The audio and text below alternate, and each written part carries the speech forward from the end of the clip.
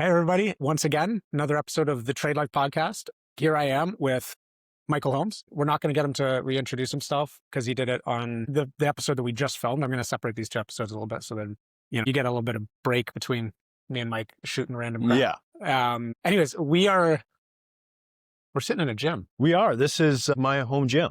Yeah. This is where this is like my happy place in here. This is where the biceps are made. We won't get you to flex on camera, but if you want to, you can. Yeah, Well, just something, a couple little. Why are we sitting in front of a gym? Well, today I want to talk about something that's near and dear to my heart, and I know it's near and dear to your heart as well. We've chatted back and forth a little bit about it. So for those that don't know, me and Mike have known each other for a long time. Went to school, did carpentry school together at George Brown.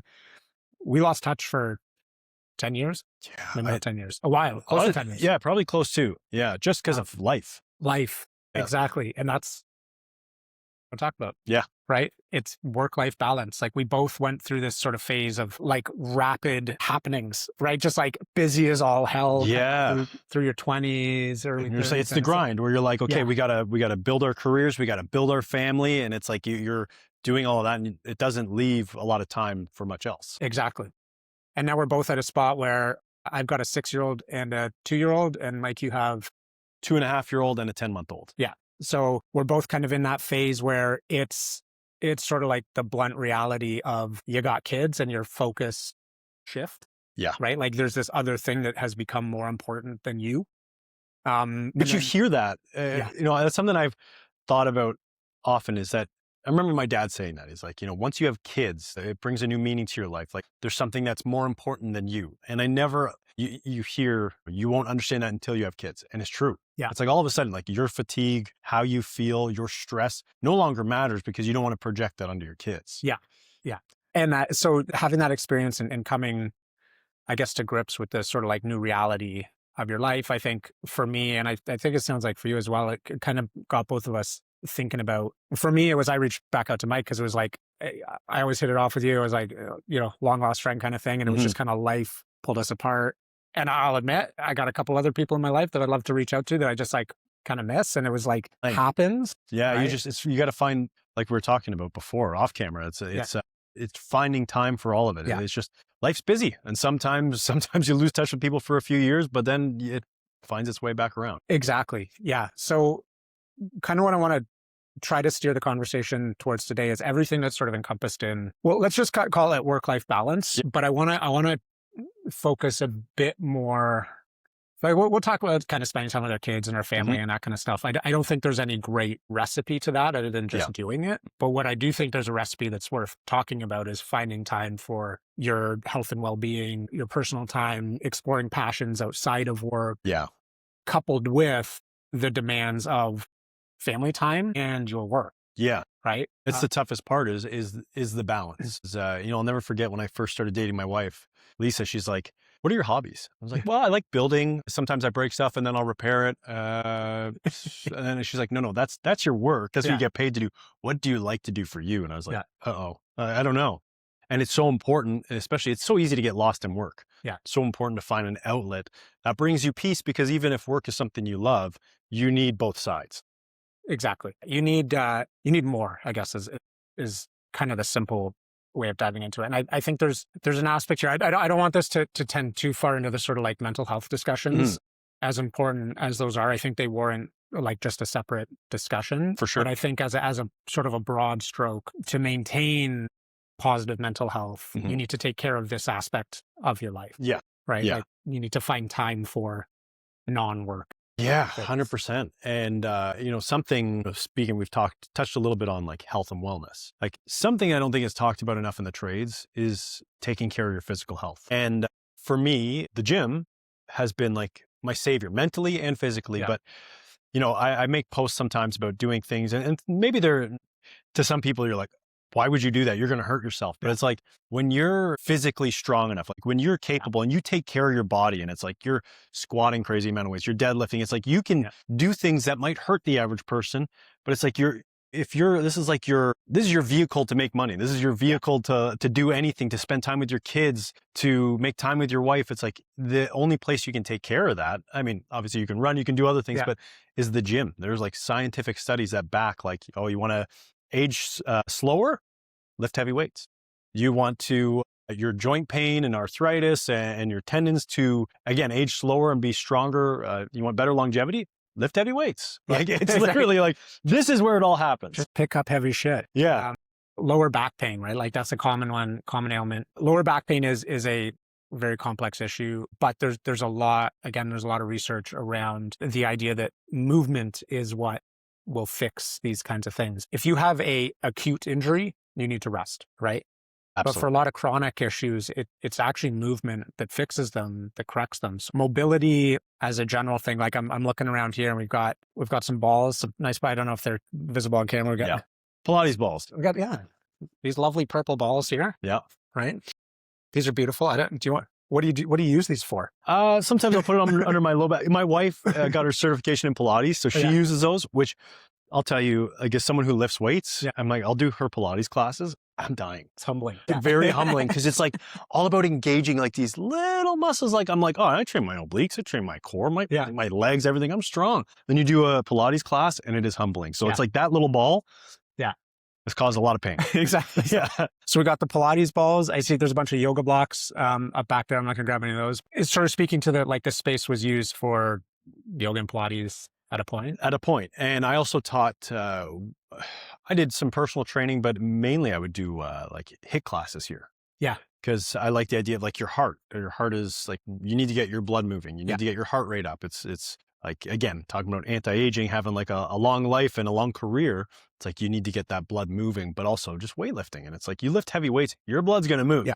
It's like, even if you're taking those like 2-3 minute breaks in between, your blood's going to move. So we would do that out of this space. And now this is my gym. Like, cause right now building my house, my shops there's days you can't really walk in there. So I don't have space for this, but, this is where it all begins. Like being able to avoid low back issues, being able to play with my kids. I mean, you and I, like, we're still young, but our parents' generations, like late 30s, early 40s, whatever, was old because nobody took care of themselves. People are like, I work out, I do curls, and I do push-ups. Yeah. And so I turned 40 this year, and it's got me kind of thinking. And I know some people same age that they're struggling a little bit.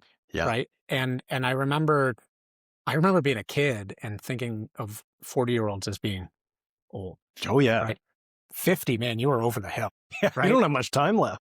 I will say, like, and we'll do a quick background into me and Mike and like why we're even talking about this. Yeah. But like, I feel better than I think ever have, just because I've really dove in. I've really focused on it. I want to give a caveat. Neither one of us is particularly qualified to really give an in-depth discussion around this. So this is going to be more on the surface for our fellow tradespeople to give an introduction. There's tons of fantastic resources out there. Like if you really want to dive into the science behind it and specifically what to do not copy what me and Mike do.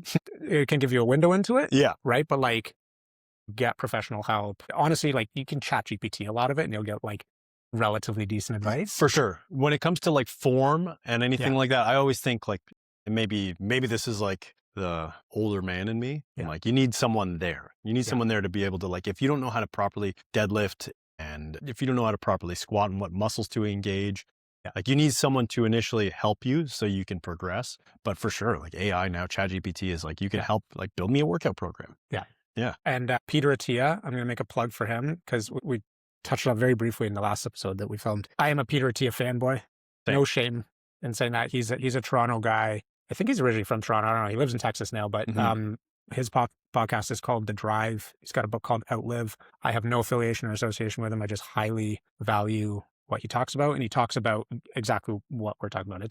It's the idea of longevity, but not just longevity for the sake of living longer. He talks about health span specifically. Yeah. So it's when you're 100, because we're all going to live to be 100, hopefully. Plan to anyways, right?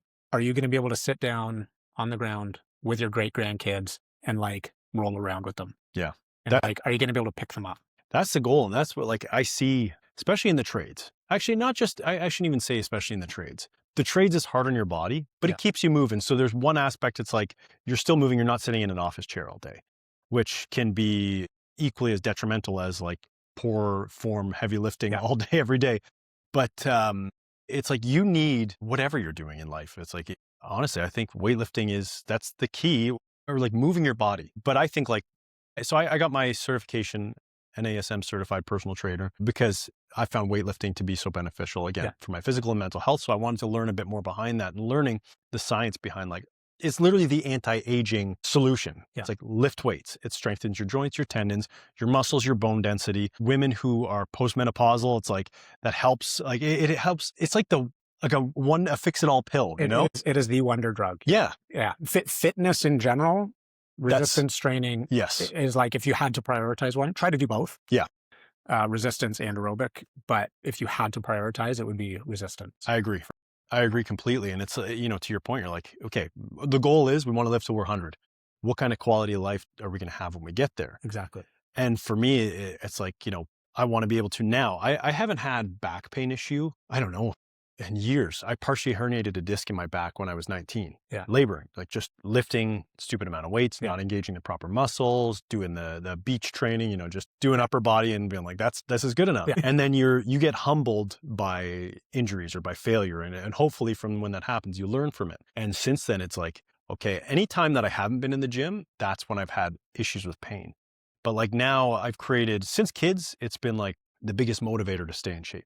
I want to be their blueprint. I want to be their like, they're going to look up to you. Your kids are going to look up to you. So do you want them to look up to a good role model, or do you want them to look up to, like, you know, you have some bad habits that you don't want them to see? Like, they're going to see whatever you say to your kids doesn't matter as much as what you do. So I'm a big believer in that. I bring my kids in here, they watch me work out. I get them engaged in the workouts too. And it's like, I think that's so important. Yeah, totally. Our daughter has been enamored with me and my wife's workouts. We've got a home gym in the basement of our house. And for the longest time, she's wanted to come down, and she'll just like sit and watch us work out. And she knows, like, we've got a rule, like if mommy or daddy is doing a set, she has to sit, not talk, and not move. And she's good about it. She gets it. But she loves just going in there, and she's got certain things she's allowed to do, and she calls them her little kid workouts. But for Christmas, like, we got her a yoga mat, and she wanted a foam roller. She does not need a foam roller, but she kept stealing Leanne's. So we got her a pink one. And she loves it. And she's so into it. And it's just like, it's seeing her building those habits, right? And exactly passing those on. I want to make sure, because I just saw your Whoop band, so I want to make sure that we do a nice product placement. Again, no actual affiliation. Like, I wish somebody was paying me to do product placement. It would be nice, because you know, the memberships aren't cheap either. And you know, Whoop, hey, we'd be open to talking. Whoop, you're missing out, man. Big trades industry. So WHOOP. I've had this thing for probably 5 years now. How long have you had yours? Are you a newer, or 2 years? 2 years. Okay. So a little bit of time. I highly recommend the Whoop band. They're not cheap, but they're worth, what is it, like $400 for the year? I think it's about $400 for the year. So it's a yearly subscription. You get this if you want extra bands are like $20 or something if you want extra ones, or you can just let them get nice and dirty like we do. Yeah. Mine's actually okay. I think mine's newer though. What color is yours? Green. I'm partially colorblind, so I'm not the person to talk about color. I feel like yours was green. And mine's black. Like, it's black now. It was black, and now it's got some other color in there. I don't know. It's just the caulking. But it's good at tracking your metrics. Exactly. And it's like keeping you accountable. Because some people are greatly, like, they're like, for me, I'm self-motivated. I'm like, I'm going to work out. I'm going to eat clean. I'm not going to drink. Like, whatever I set my mind to, I'm pretty good at doing nowadays. It's taken years to get there, but this is great because it'll tell you, like, oh, you're well rested. Like, now's a great day to start moving. Then you can track your workouts. You can track your heart rate. You can track your sleep and how you're progressing. Year over year, month over month. Like that, I think, is all of those data points. And if you're new to this, like, it's, or if you don't even know what we're talking about, it can take a little bit of time to kind of get into it. But yeah, the metrics that it tracks, it can be overwhelming. But if you kind of focus on a couple key metrics, like your resting heart rate, your VO2 max, your HRV day to day, right? So you'll get like your recovery score. The Whoop gives you a sleep score. I know there's other things that'll give a sleep score. The sleep score is less important than what you want to, like, strive to get a good sleep score, but day to day, if you don't have a great sleep score, it's not the end of the world. Like, I've had fantastic recoveries after not having great sleep, and it's just for whatever reason. Like, I had really quality sleep, but it was short. But it's over time, your resting heart rate, you want it to be going down. Ideally, unless you're in fantastic shape, then it is naturally, as you age, going to slowly go up. But we're battling that aging process. You want to keep it lower. Yeah. You want to keep it as low as possible. And then your VO2 max, which this will not give you a accurate VO2 max number. Yeah. You want to go and get like that actually. You got to get it tested. Yeah. But it will give you a proxy that you can track against. Exactly. So whether it's going like the raw number, ignore it. Don't compare to your buddies. It doesn't matter.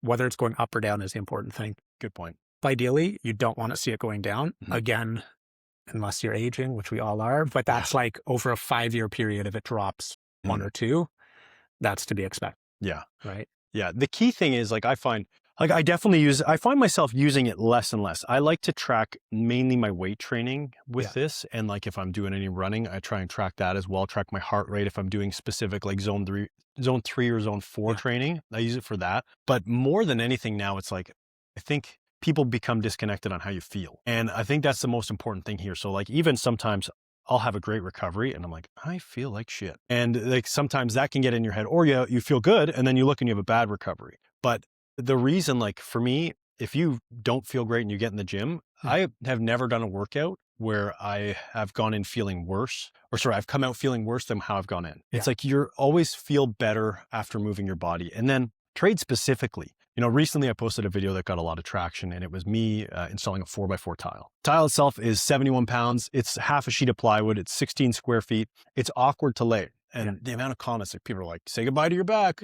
It's like, there's a hernia, you're herniated a disc. And it's like, the thing people don't understand is like, if you're doing that and you don't weight train, for sure, you're asking for an injury. But as humans, I guess, like we have the ability to just be better. And especially if you are in the trades, like you're doing repetitive movements, it's more important that your body needs the support. Like you need to build up those muscles, build up those joints to be able to do like, okay, maybe you shouldn't do 4x4 tiles by yourself. Yeah. But it's my house and my wife's around. I'm not going to ask her to do it. Yeah. If it was a job site where I've got other people, I'm going to be like, yeah, definitely give me a hand with this. The point is that like longevity in life, but longevity in career, because if you don't have your body and you rely on your body to make money, you're screwed. Exactly. Yeah. I know so many people. It's funny, the comments about like, oh, you're going to blow out your back, all that kind of stuff. Yeah. I know so many people that didn't weight train, framers, blow out their shoulders. Oh.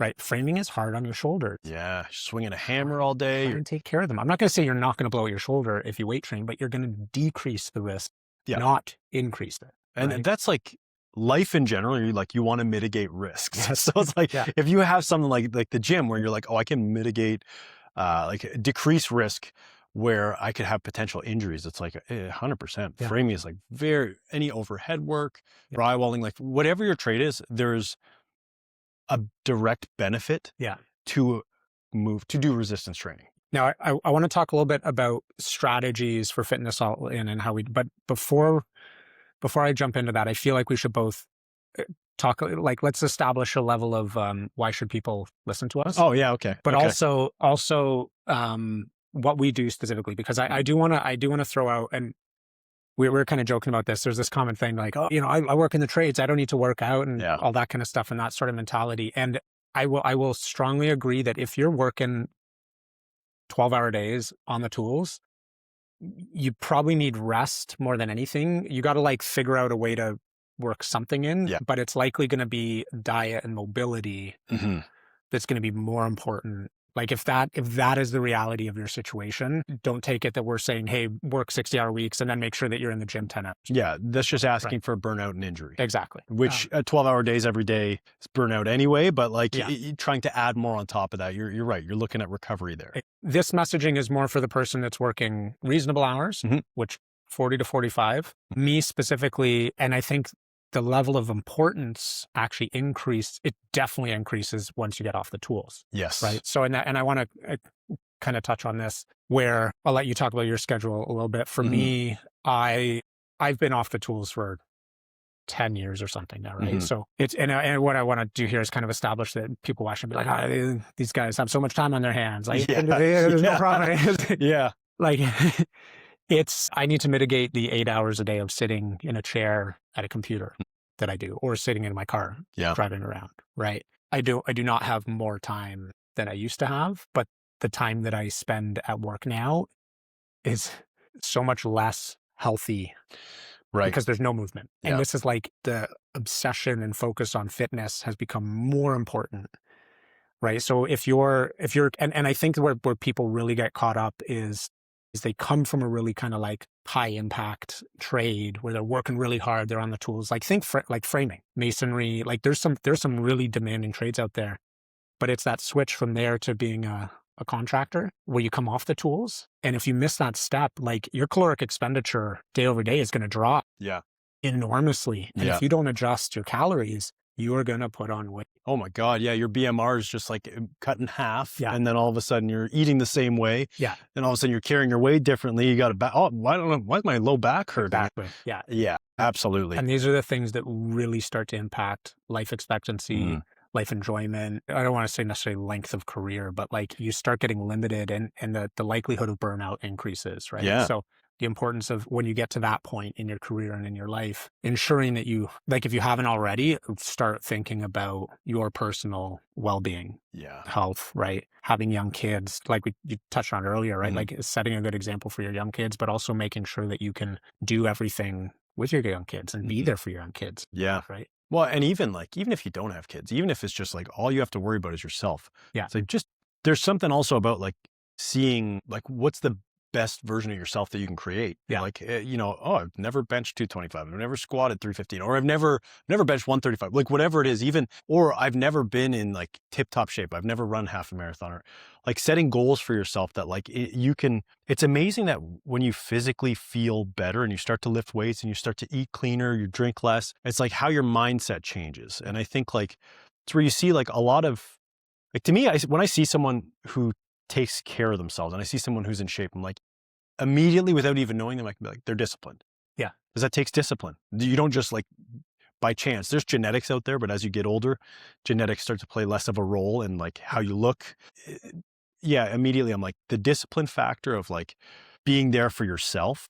And then it just also, you create more time in your day.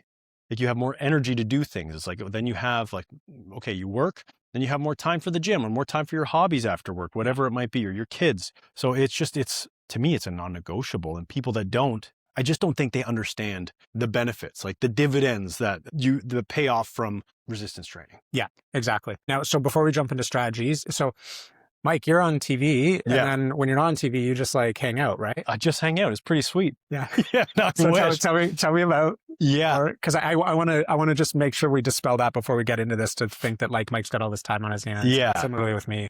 It's funny. People think like you just film a show. You're not on the tools. Like I build stuff. I am on the tools a lot. I create a lot of content online as well, but like I am constantly, even weekends, there's very rarely that I have like a day off, but I do try and carve out more time. If my kids are around, I try not to work as much, but if it's not doing stuff for my business, my brand, filming for television, like there's always something. So, we talked earlier about like, when do you find time to work out? So you have to make time. So now all of a sudden we got kids, or we have, we're meeting up today to do a podcast. It's like, that means you're getting up earlier to get a workout in. So it's like, you have to sacrifice. It's like, okay, we don't gain more time in the day. So we just have to now subtract more time from our sleep. Exactly. Subtract time from your sleep, or subtract time. It's prioritization, right? I'm sure like a lot of fathers out there and mothers as well, but I'm going to speak. We're fathers, so we can speak about that. We're kind of joking around. It's like, it's 9 o'clock at night. Why am I not in bed yet? Right? Truly, you become like, you think like your 20-year-old self is like, okay, I'm going to go out partying and then I'll be up for work early in the morning. And then that changes, and you hear that joke and you hear people say that. But then now it's like, I think also when the cleaner your machine runs, and I mean your body, like if you're taking care of yourself, the more you like, it becomes addicting. And you're like, that feels good. So when I do things that feel bad, I want to do less. So now you're like 9 o'clock, you have a routine. You're like, okay, I should be reading in bed right now, or I should be like winding down because I got to be up at, we'll say 5 a.m. and I got to work out. And then after my workout, I got to get to work. And then once you build that routine, the second you start to mess with things, it changes everything. Yeah, that's a good point. Like I always say I didn't realize how bad eating poorly made me feel until I stopped eating poorly, right? And now it's like I love pizza. It's freaking incredible. It's the best. It's the best. Oh my God. Pizza and burgers. Yes. Yeah. But like if I have a night where I eat a bunch of pizza and have not even like a lot of beer, but like maybe I have 2 beers and a bunch of slices of pizza, like I feel like ass the next day. I Like couldn't agree it's like a with, hangover. yeah. For me, I can do pizza. Like I can do like a clean pizza. You know what I mean? If we're talking like fast food pizza, that's Yeah. killer. That's gut rot. It's like the drinking. Like I went 2 years without drinking. Yeah. And then like now I'm not a big drinker. I like the taste of it. I like, Yeah. you know, I like to have a beer and stuff like that. But I find it's like I sleep worse. I feel worse. I eat more poorly when I drink. It's Yeah. just like, yeah, until you feel good, you don't know how good it feels to feel good. So it's like, Yeah. okay, now that you feel good, you're like you said, I didn't realize how shitty eating like shit made me feel. Yeah. Like when I started dating my wife, that's when this all began. Cause I was like, I eat healthy. And then we started dating. She's like, do you think this is healthy? I'm like, well, I got my proteins. Yeah. I've got some carbs here. I've got some fats. And I'm also gonna eat some candy. I'm gonna drink some beer and then so she started to introduce, like she's had years and years of knowledge of nutrition. And then I was like, oh my God, I just got used to like stomach pain and discomfort and lethargic, like feeling lethargic. And I'm like, this, I can feel better than that. And you realize again, it's like this, like, you know, they call, what is it, chasing the dragon? It's like you get this high and you're like, I feel so good. So then like when you do punish yourself, when you do go out and binge drink or do eat a bunch of pizza and candy, that it's like, it becomes less rewarding. You're like, this isn't as fun as it used to be. Yeah. I know. Yeah. Then the level, and don't get me wrong. And I think Mike's saying the same thing here. Like there's a time and place. We're not, what's the term? Teetotaler, whatever. The people that are like, don't drink. Oh, yeah. Right. Yeah. I love like a good meal with like nice wine, some good beer, like whatever your thing is. I love bourbon. Oh yeah. Kind of sucks we can't get bourbon anymore. Tequilas. There's some good tequilas. Government of Ontario, let us buy bourbon. Yeah. We'll pay the tariff. Yeah. Seriously. Just like, give us the option. That is my, let me buy some bourbon. But it's a lot more restrained, right? It's like for me and my wife, one of our favorite things to do is go out for a nice meal with like wine pairings. Start leaning into like a little bit bougie, right? But like, I don't freaking care. That's what we spend our money on. Yeah. Like, don't have a boat. I don't care about any of that kind of stuff. It's like, I want to spend my money at a Michelin star restaurant with wine pairings. Yeah. Experiences with your wife. Exactly. And my wife's the same thing. And that is an incredible experience. I don't feel great the next day, but that experience is so good. It's a trade-off that I'm like, I'm okay with that trade-off. Same. It becomes like, again, you know, it's going back to that balance where you're like, I know, you know, what's the old saying? There's like in construction, there's quality, money, and time. Pick two. Similar to life, you're like, okay, well, I'm going to go out and drink, so I'm going to feel like shit tomorrow, but I'm going to have fun doing it. So it's going to be good for me. It's going to give me energy to do other things. And like, so you have to like, you know, there's a sacrifice there, but that sacrifice is worth it because then you're getting that time with your wife where you get to do the things that you love. Yeah. Exactly. I'm the same way. We love doing like a nice dinner, good wine, but both of us, like on the day to day, we don't really drink. Like, and I think, I want to say unfortunately, but as you get older, when you're in tune with your body, you're just like naturally going to drink less. Because there's no time, like you can be like, well, you know, champagne and tequila, they're uppers. And you're like, you still feel like shit the next day. It still affects your sleep. And, you know, it's, yeah. Let's talk about some strategies for fitting this in. Yeah. Right.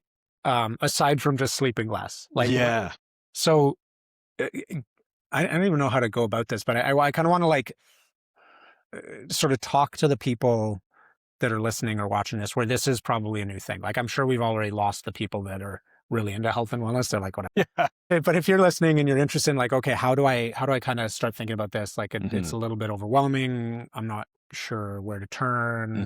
Like, how do I fit this in my day? I think it starts with small goals. Like for me, that it's like, everyone's like, okay, January 1st, I'm going to, new me, new year, new me. It's like, I think it's great. It's great to want to set a goal for anything, but like set attainable goals. So it's like, even if it's, I'm going to work out once a week, then get that workout. And then maybe that'll slowly evolve to twice a week, then 3 times a week. And then maybe you'll find time to do more, but like attainable goals, I think are like the biggest thing. If you're like, I want to start getting into this, then I think just small attainable goals, because the easiest way to fall out of something like this and something that's overwhelming is to set too big of a goal that's not attainable. And then also learn about things like your basal metabolic rate. So on your day-to-day, there's something called your basal metabolic rate. That's what like you as a person will burn without exercise, your calorie burn. So it's like you have your what is it? Your NEAT, your non-exercise, essentially your caloric expenditure. And then you have your exercise, which is like So learning just like what you burn from a day to day and then tracking your calories, like from a fitness perspective. I always thought I don't need to track my calories. My buddies, they wore a Whoop for years before I did.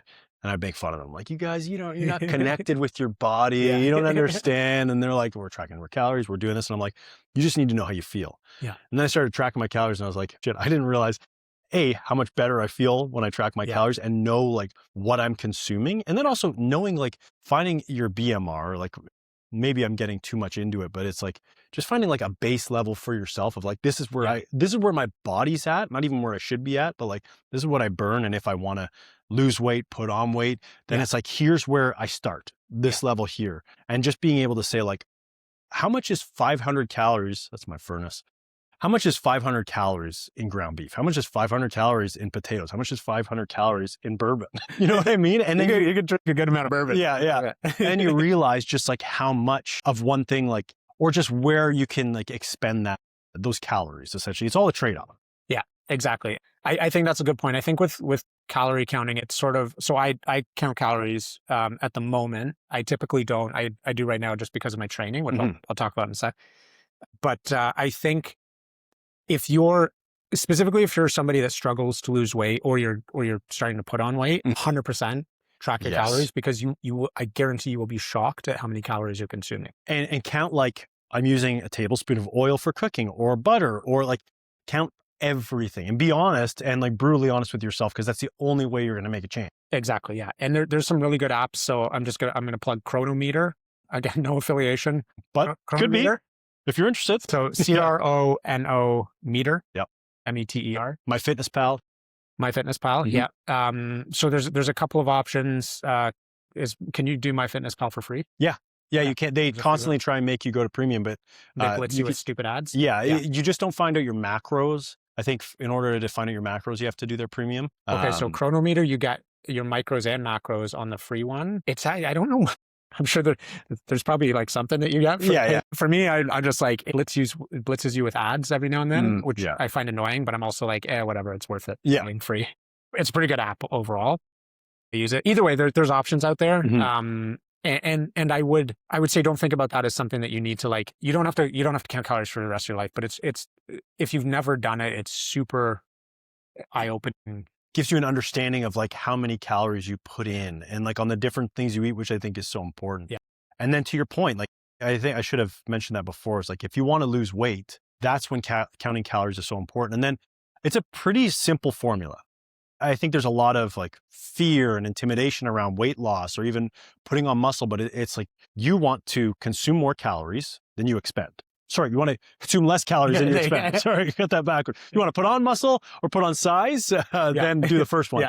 But you literally want to burn more calories than you consume if you want to lose weight. It's like, it's very simple formula. And the only way to do that is to know what you're putting in. Exactly. And this is where, just to be clear on that, it's a simple formula. It's a simple concept. Yes. Figuring out the exact number, there is no way of properly determining, there are, but you'd have to be in a lab 24/7 to properly determine what your actual calorie expenditure is. Even the Whoop, like it gives you, or calculations online, it gives you an estimated value of your BMR. So it's not going to be exact by any means. And then your BMR, again, it doesn't take into account your NEAT. So that's your non-exercise. So it's fidgeting. Like people might've noticed me and Mike are both a little bit fidgety. So like all these little movements, right? Some people are really still. They're going to burn less calories throughout the day just by nature of being still. You're kind of fidgety type people. Maybe you just drink a lot of coffee and get really fidgety. We did that for sure.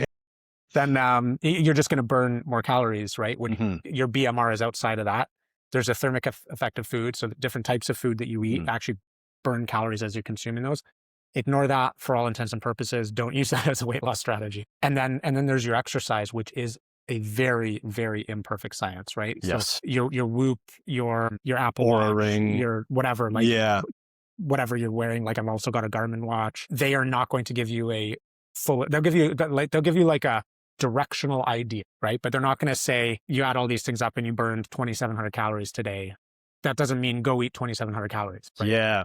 Always for me, it's like the way I wrap my mind around it is like, if I'm trying to like, I'll say cut. When I'm trying to cut, I'm trying to get more lean. And it's just for me, I'm not going to compete. I'm not doing anything. It's just like, I want to, maybe it's summertime. I'm going to spend more time with my shirt off. I want to be a little bit more lean. Yeah. So it's like, if I'm cutting and I know like on average, my BMR is 2,500 calories. Yeah. I try to consume 2,200 calories. Then if I'm trying to cut back, I'm like a couple hundred calories less. And then whatever I exercise. So do you actually target 2,200 calories? Yeah. So, okay. So this is really instructive. It's good to know because Mike is, how tall are you? 6'2"? 6'3", 6'4". Okay. Yeah. So Mike's a big cat. How much do you weigh? Right now I'm lean. I'm like maybe 205. Yeah. And that wasn't on purpose, by the way. That was from like, you want to get lean, build your own house through stress and just grinding it out. You don't eat as much.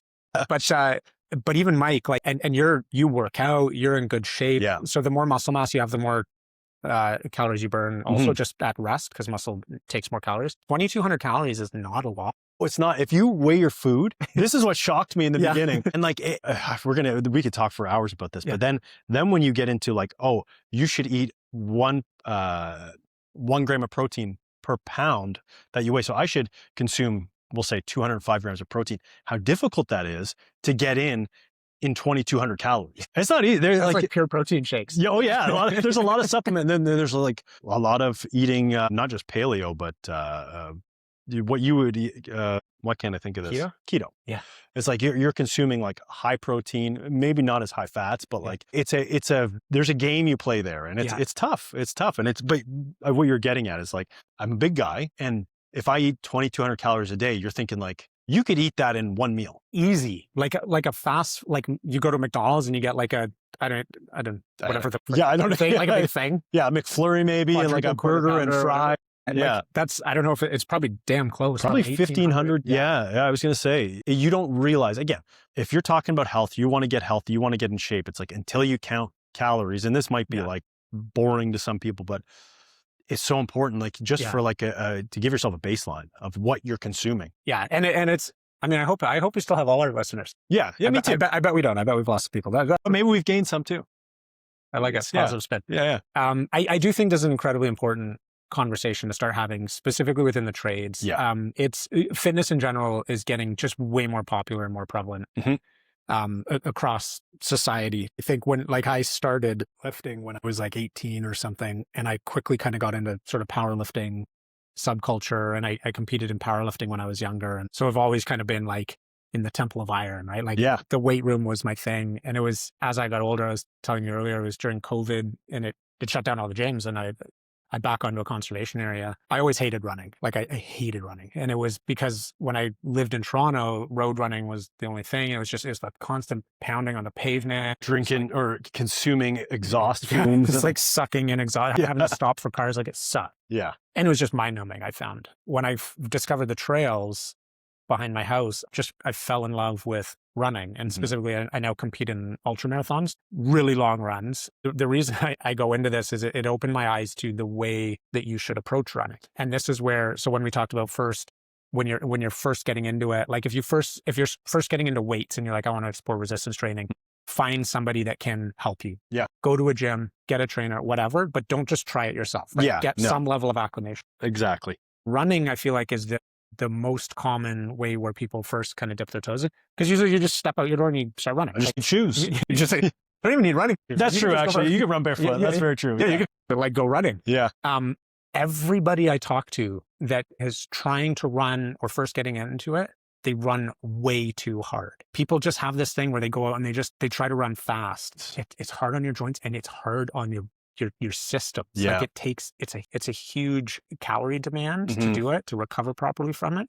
And people get burnt out, and they'll go out and they might start a running program, couch to 5K, couch to marathon, whatever. And they blow up because they're pushing it too hard. Again, those big goals. Track your heart rate. And any kind of cardio. Same goes with biking. It's actually a little bit harder to jack your heart rate up on a bike. You'll find that the demands on your legs will actually for most people will overpower that'll be your leak wink. Right. Leak wink right. is what I'm trying to say. Mm-hmm. You'll be held back by just the pain in your quads from just pedaling versus your cardio system, unless you're particularly cardio capabilities.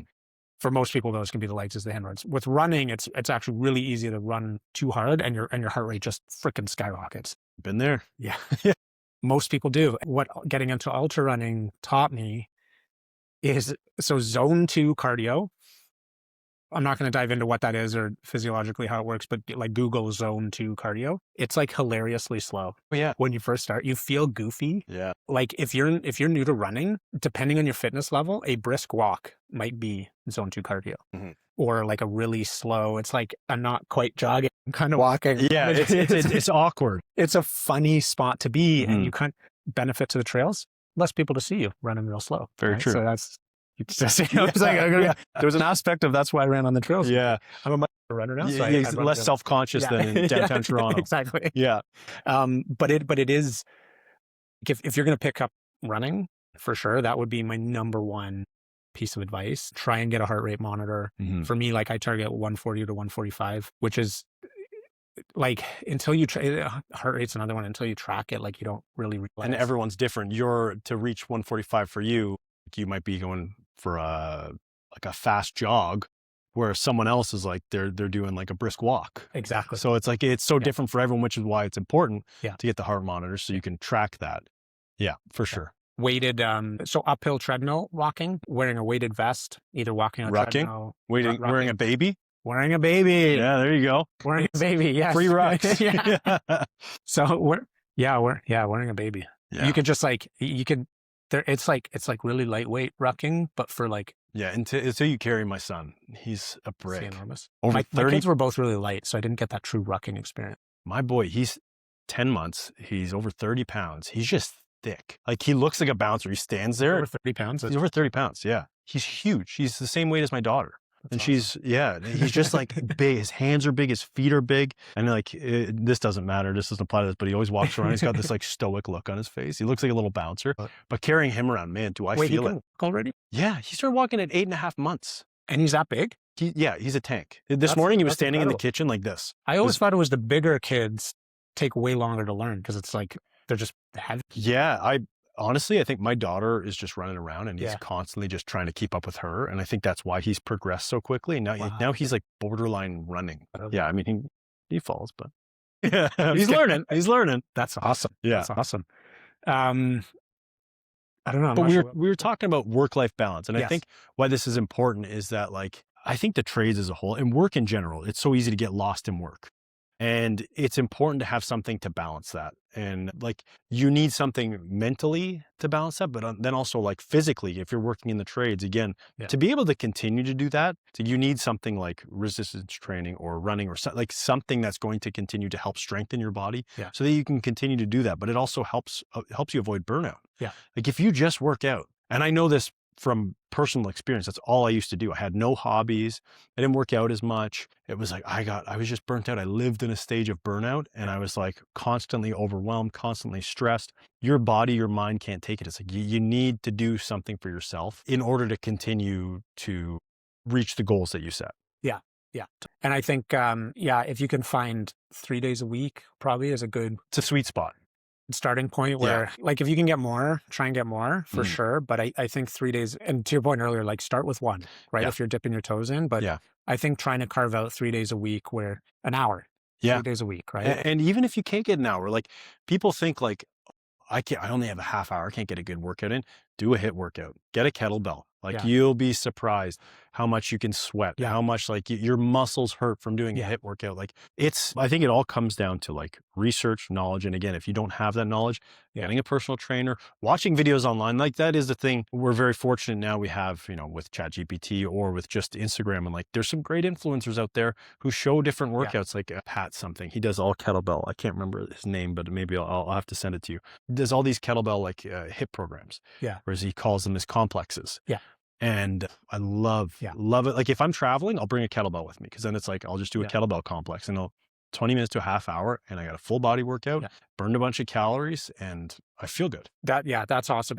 Exactly. Like if you can do 20, 30 minutes a day, something like that, prioritize. Kettlebells are a fantastic way to kind of just you check all your boxes. Honestly, like for people that are into it and want to give it a try, yoga can be super effective. And if you don't do I might get the terminology wrong. Don't do hatha yoga because I shouldn't say don't do it. You're going to get hatha's a lot slower, more stretch dominant. I was going to say that's the one I was thinking of.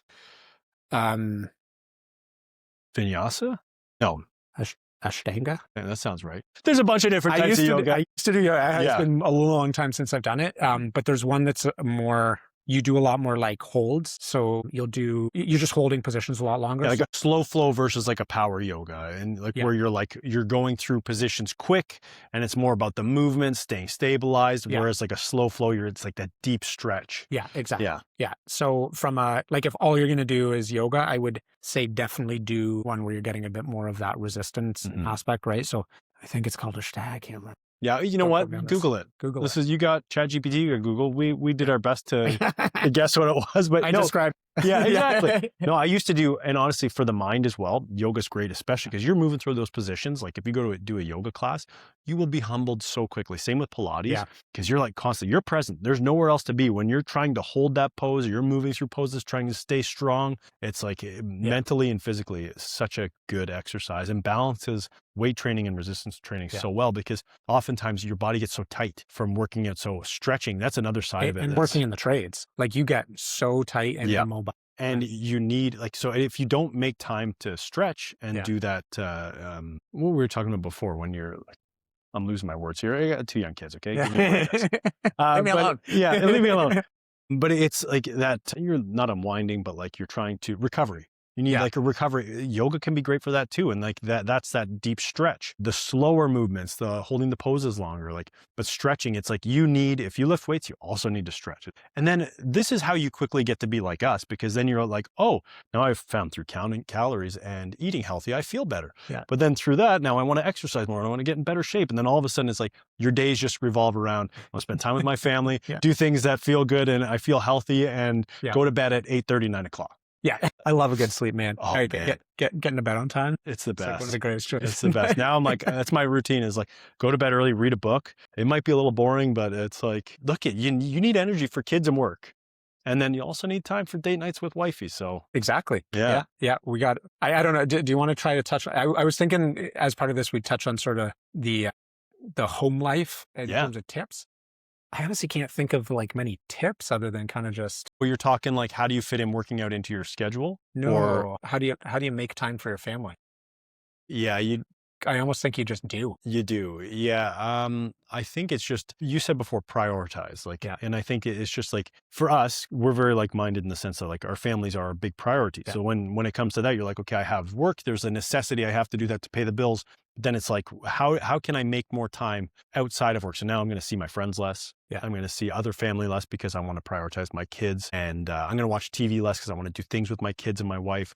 So I think it just comes down to, like, my wife had a great analogy, and a lot of people have used this. It's like, you have a cup full of water, and every day you have only that cup. So that's your amount of time. It's like, well, okay, I'm going to expend that. I'm going to put 8 of it into work. Well, then how are you going to use the rest of that time? And it's like, well, maybe I'll get up earlier and go to the gym. There's another chunk of that. But then I'm going to stay, come 5 o'clock or come 4 o'clock, whenever you're able to cut off. It's like, that's family time. That's like, I'm not going out with friends. And obviously, there's a balance. You want to take time for friends as well. But it's just, you really have to, it comes down to the older you get. And I think the wiser you get, the more you realize how important it is to prioritize and like schedule things. Because if you don't do things with intent, it's like, they're just not going to. Exactly. Yeah. And I think that's a good sort of point to touch on is prioritization. I don't want to say everyone, because there are people with real demanding schedules that don't, but almost everybody has time to do these things. It's about priorities. Like it's okay. Like, when it comes to, if you're trying to be healthy, you got to work, you got your family as well. It's like, how do I fit this all into my day? Well, something's got to give. If that's time with friends, if that's maybe you go to the bar or you go to a cafe, or like you have to cut something out. It's like maybe that's more time or less time for yourself because you want to sacrifice that to spend more time with your family. It's just, there's only 24 hours in a day. Yes. I've heard it numerous times now, but I think I first heard it about 20 years ago. And it was this idea that next time you say, I don't have time for that, rephrase it to say, that's not a priority. And as soon as you start looking at everything through that lens, you start realizing what's important. That's so good too, because I think that's reprogramming your mind as well. Because then for so long, like, I think a lot of people are yes people. Like, oh, sorry, I'd love to come out, but I don't have time. It's like, well, you could make time for that if that were a priority. So then just even for yourself. And I think as you get older again, it's like maybe you become more like, no, that doesn't fill me up. I don't want to do that anymore. So like it becomes easier to say no, but it's so important. Like what you say matters, and to say like, I love that. That's not a priority. Yeah. Yeah. Yeah. Yeah. Hey, do you want to come out tonight, man? No, it's not a priority. That's just not priority. Yeah. I'm going to go to bed. Yeah. I get that. Yeah. I think as everyone can tell, me and Mike enjoy that. Yeah. We like working out. Yeah. You will too, if you get into it. It does take some time. I don't want to try to give the impression that it's gonna, like, if you've never done this before, you're 30, 40 years old, maybe you've like never done it, you didn't play any sports as a kid, you've just never really been exposed to it. It probably won't feel great at first. But baby steps, get into it slowly. Yeah. Recovery's big. Like stretch, rolling your muscles. Because if you're like, I've never done a leg workout, and you go do a leg workout, you're like, I'm paralyzed from the waist down to now. This is terrible. I never want to do this again. So it's like recovery is big. I think to your point, that's a good point. Like I started working out when I was 18. I have had tendonitis in my right shoulder. I've had lower back injuries. I've had my point is that I've done a lot of wrong in order to get to where I am today, where I'm like, I'm lifting sustainably. I'm lifting heavy. Yeah. Like this morning, I'm squatting. I was doing 5 sets of 6 at 275. Great form, and then I'm doing deadlifts after that. Like solid squat. So solid squat, yeah. And like, but I'm lifting. I feel good. It's not about like ego lifting, where years ago I'm like, okay, I'm deadlifting 5 plates on each side, and I remember pinching a nerve in my arm, which I blame you a little bit, Ian, because you introduced me into like some really heavy lifts. Like I always lifted pretty heavy, and then Ian came along and he's got his like strongman powerlifting, and he's like, no, we can go heavier. We're doing more. And you really got me into deadlifting, I'll say. But then my form wasn't clean, and I didn't balance recovery. Yeah. So I wasn't stretching. I wasn't practicing what I preach now. I get off track a couple times. But my point is 18 years of weightlifting, and I've made a lot of mistakes along the way. Eventually now I'm at a good place where like for a couple of years now, I haven't hurt myself. I'm lifting heavy weights. I feel good. It takes a while to build these habits. So be patient with yourself, and just, try and be gentle with yourself. Be patient, use the resources around you, get a personal trainer or watch a bunch of videos online, learn how to hip hinge, learn how to squat, how to stretch. And on some shoes, go for a run. Please put on some shoes. Yeah. Or don't step on glass. Yeah, actually, on glass. But get a heart rate monitor and control your heart rate. If you prefer hopping on a bike, hop on a bike. If yoga is your thing, do some yoga. Move your body. Exactly. Yeah, it feels good. And if you're in the trades, and like we've all been there. Like I've been 230, almost 240 was my heaviest. And like I was pretty 240 as well. Yeah, I was pretty out of shape at the time. And I remember I felt terrible. And you can always change that. If you're stuck anywhere in life, if you're stuck in your fitness, if you're stuck in your career or relationship, you can always get out. It's not too late to change it. Exactly. So let's leave it there. Yeah. Fitness, make it a priority. Work-life balance, make it a priority. Mike, thanks for chatting with me. Yeah, man. That was fun. We could talk fitness all day. Should we get a workout in? Yeah, let's go pump some. All right, let's do it. See you, buddy. Yeah.